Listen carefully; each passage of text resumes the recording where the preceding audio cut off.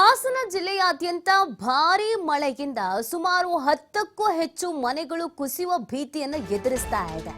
ಇದರಿಂದ 10 ಕುಟುಂಬಗಳು ಜೀವವನ್ನ ಕೈಯಲ್ಲಿ ಹಿಡಿದು ಬದುಕಬೇಕಾದಂತ ಒಂದು ಅನಿವಾರ್ಯದ ಪರಿಸ್ಥಿತಿ ನಿರ್ಮಾಣ ಆಗಿದೆ. ನೋಡಿ, ಮಳೆಯ ಆರ್ಭಟಕ್ಕೆ 10 ಮನೆಗಳು ಕುಸಿಯುವ ಆತಂಕವನ್ನ ಎದುರಿಸ್ತಾ ಇರುವಂತದ್ದು. ಸಕಲೇಶಪುರದ ಮಾರನಹಳ್ಳಿಯಲ್ಲಿ ಸುಮಾರು 10 ಮನೆಗಳಿಗೆ ಇದೀಗ ಸಂಕಷ್ಟ ಎದುರಾಗ್ತಾ ಇದೆ.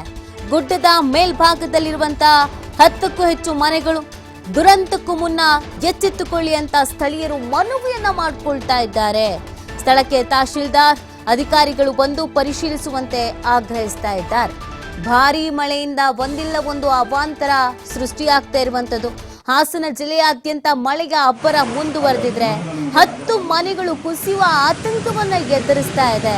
ಸುಮಾರು 10 ಕುಟುಂಬಗಳು ಇದೀಗ ಜೀವವನ್ನ ಕೈಯಲ್ಲಿ ಹಿಡಿದು ಬದುಕಬೇಕಾದಂತ ಒಂದು ಪರಿಸ್ಥಿತಿಯ ನಿರ್ಮಾಣ ಆಗಿರುವಂಥದ್ದು. ನೀವು ಗಮನಿಸ್ತಾ ಇದ್ದೀರಾ ಎಷ್ಟು ಮಟ್ಟಿಗೆ ನೀರು ಹರಿತಾ ಇದೆ, ಅದರಿಂದ ರಸ್ತೆ ಎಲ್ಲ ಹೇಗೆ ಕೊಚ್ಚಿ ಹೋಗ್ತಾ ಇದೆ ಅಂತ.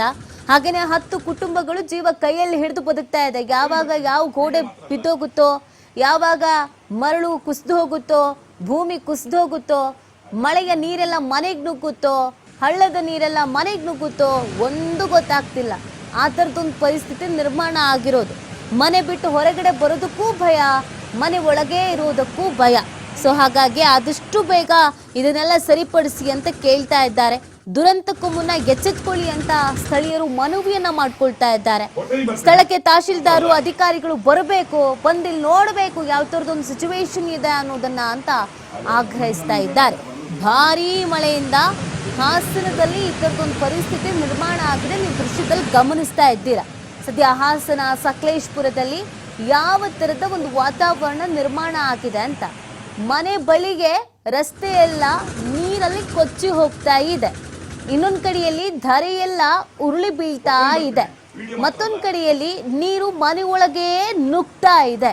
ಸೊ ಹೀಗಾಗಿ ಮನೆ ಒಳಗೂ ಇರೋಕ್ಕಾಗ್ದೇನೆ, ಮನೆ ಬಿಟ್ಟು ಹೊರಗೂ ಬರೋಕ್ಕಾಗ್ದೇನೆ, ಬೇರೆ ಕಡೆಗೆ ಹೋಗೋಕ್ಕೂ ಆಗ್ದೇನೆ ಜೀವವನ್ನ ಅಲ್ಲೇ ಕೈಯಲ್ಲಿ ಹಿಡಿದು ಕೂರ್ಬೇಕಾದಂತ ಪರಿಸ್ಥಿತಿ ಇದೆ.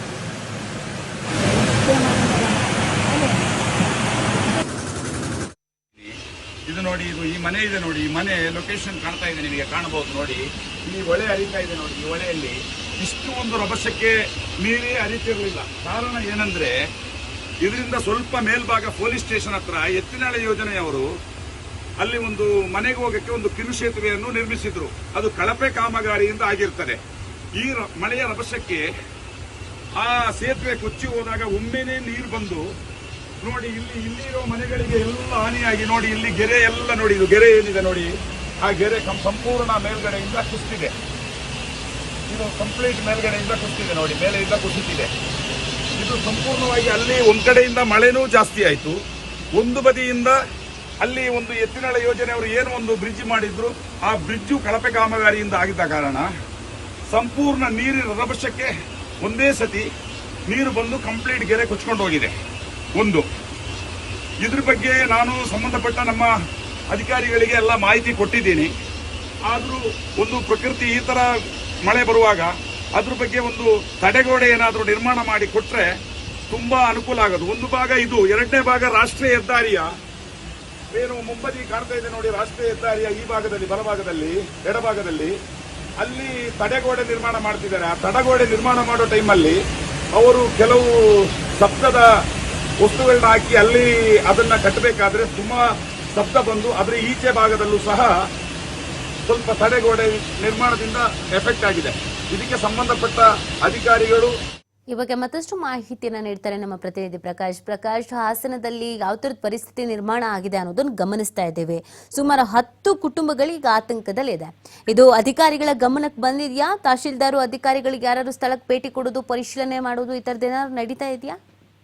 ಹಾಸನ ಜಿಲ್ಲೆ ಸಕಲೇಶಪುರ ತಾಲೂಕಿನ ಮಾರನಹಳ್ಳಿ ಬಳಿ 10ಕ್ಕೂ ಹೆಚ್ಚು ಕುಟುಂಬಗಳು ಈಗಾಗಲೇ ಜೀವವನ್ನು ಕೈಯಲ್ಲಿ ಹಿಡಿದು ಜೀವನ ಮಾಡ್ತಾ ಇರುವಂತಹ ಪರಿಸ್ಥಿತಿ ಎದುರಾಗಿದೆ. ಒಂದ್ ಕಡೆ ಎತ್ತಿನಹೊಳೆ ಕಾಮಗಾರಿಯ ಯೋಜನೆ ನಡೀತಾ ಇದೆ, ಇನ್ನೊಂದ್ ಕಡೆ 10 ಕುಟುಂಬಗಳಿಗೆ ಹೋಗ್ತಕ್ಕಂತಹ ಸೇತುವೆ ಇದೆಯಲ್ಲ, ಕಿರು ಸೇತುವೆ, ಮಾರನಹಳ್ಳಿ ಬಳಿ ಬರ್ತಂತಹ ಕಿರು ಸೇತುವೆ, ಅದು ಕೂಡ ಈಗಾಗಲೇ ಮಳೆಯ ನೀರಿನ ರಭಸಕ್ಕೆ ಕೊಚ್ಚಿ ಹೋಗಿರ್ತಕ್ಕಂಥದ್ದು. ಸ್ಥಳೀಯರ ಮೊಬೈಲ್ ನಲ್ಲಿ ಆ ದೃಶ್ಯ ಸೆರೆಯಾಗಿದೆ. ಜೊತೆಗೆ ಇನ್ನೊಂದು ಕಡೆ 10 ಕುಟುಂಬಗಳ ಗುಡ್ಡದ ಮೇಲೆ ಇರ್ತಕ್ಕಂತ ಹಿನ್ನೆಲೆಯಲ್ಲಿ ಯಾವಾಗ ಬೇಕಾದ್ರೂ ಕುಸಿಯಬಹುದು. ಹಾಗಾಗಿ ಸ್ಥಳೀಯ ಅಧಿಕಾರಿಗಳಿಗೆ ಅಲ್ಲಿನ ಕುಟುಂಬಗಳ ಸದಸ್ಯರೇನಿದ್ದಾರೆ ಅವರು ಮನವಿಯನ್ನು ಕೂಡ ಮಾಡಿರುವಂತದ್ದು.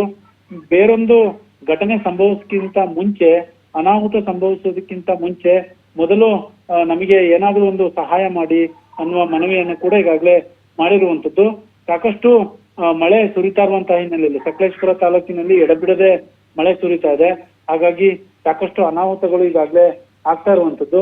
ಒಟ್ಟಾರೆ ಸಕಲೇಶಪುರ ತಾಲೂಕಿನ ಮಾರನಹಳ್ಳಿ ಬಳಿ ಒಂದು ಕಡೆ ಜೀವ ಕೈಯಲ್ಲಿ ಹಿಡಿದು ಬದುಕು ನಡೆಸುವಂತಹ ಅನಿವಾರ್ಯತೆ 10 ಕುಟುಂಬಗಳಿಗೆ ಎದುರಾಗಿರ್ತಕ್ಕಂಥದ್ದು. ಇನ್ನೊಂದು ಹೋಗುವುದಕ್ಕೆ ಇದ್ದಂತಹ ಒಂದು ಸೇತುವೆ ಏನಿದೆ, ಕಿರು ಸೇತುವೆ, ಅದು ಕೂಡ ಈಗಾಗಲೇ ನೀರಿನ ರಭಸಕ್ಕೆ ಕೊಚ್ಚಿ ಹೋಗಿದೆ. ಎಲ್ಲವೂ ಕೂಡ ಕಳಪೆ ಕಾಮಗಾರಿಯಿಂದ ಈ ರೀತಿ ಆಗಿದೆ ಅನ್ನುವ ಆರೋಪವನ್ನು ಸ್ಥಳೀಯರು ಮಾಡ್ತಾ ಇರುವಂತದ್ದು. ಒಟ್ಟಾರೆ ಹಾಸನ ಜಿಲ್ಲೆಯಲ್ಲಿ ಕಳೆದ 3 ದಿನಗಳಿಂದ ಪುನರ್ವಸು ಮಳೆಯ ಅಬ್ಬರ ಹೆಚ್ಚಾಗಿರ್ತಕ್ಕಂಥದ್ದು. ನೀತಿ. ಓಕೆ, ಥ್ಯಾಂಕ್ ಯು ಪ್ರಕಾಶ್, ತಮ್ಮೆಲ್ಲ ಡೀಟೇಲ್ಸ್ ಅದೇ